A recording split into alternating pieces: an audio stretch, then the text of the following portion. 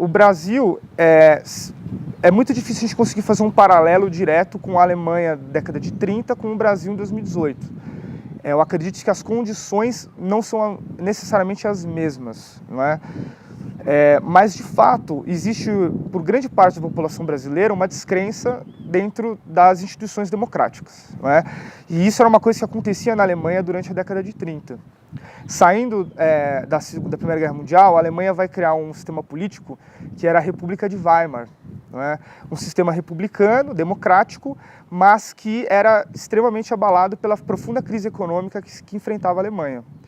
O fato de grupos que, segundo a filósofa alemã Hannah Arendt, ela vai dizer que tem uns grupos chamados Arralé, que eram grupos da sociedade que não se identificavam com a democracia, né, que pelo contrário, eles duvidavam da democracia, eles eram estratos sociais, diferentes camadas sociais, que muitas vezes questionavam a democracia e apelavam para o ódio, para a violência e para o autoritarismo, não é? Percebe-se que no Brasil também tem essas condições, ou seja, tem parcelas da sociedade brasileira que estão insatisfeitos com as instituições por diversos motivos e que por esse motivo eles apelam para discursos, digamos, de ódio, de violência e de autoritarismo. Olha, eu percebo que os discursos utilizados, por exemplo, pelo Jair Bolsonaro são discursos que incentivam a violência, né?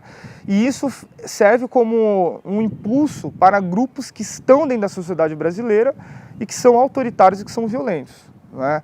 A gente sabe que os grupos neonazistas, eles estão aí desde a época do nazismo, ou seja, mesmo com Hitler sendo derrotado, você pega em países como os Estados Unidos, por exemplo, grupos neonazistas eles estão presentes dentro da sociedade americana, mesmo após o fim da Segunda Guerra Mundial. Esses grupos eles estavam dentro do armário, ou seja, eles não tinham essa liberdade para expor a sua opinião preconceituosa, para fazer atos de violência numa democracia consolidada. Ou seja, uma democracia consolidada ela não abre espaço para esse tipo de ação, não é? Porque a democracia valoriza o conflito, mas o conflito nas ideias, não um conflito físico. A partir do momento que tem uma democracia fragilizada, não é? E um candidato à presidência que incentiva atitudes de ódio, de violência, isso faz com que esses grupos que muitas vezes estavam adormecidos, né, ou que não expressam suas opiniões, eles começam a sair às ruas, né? Eu não acredito que aquela enorme votação que o Jair Bolsonaro teve no primeiro turno represente, no caso, a sociedade brasileira como um todo em relação ao ódio, à violência e assim por diante.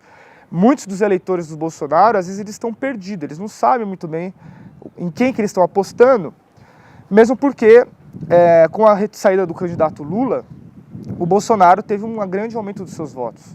Ou seja, o Lula tinha 46% de intenção de votos, com a saída do Lula, esses 46% foram parar no Jair Bolsonaro, ou seja, percebo que a sociedade brasileira está um pouco perdida, não é? E que com esses discursos de ódio, esses grupos minoritários, não é, sentem-se então encorajados a tomar essas atitudes ligadas a um pensamento de extrema direita.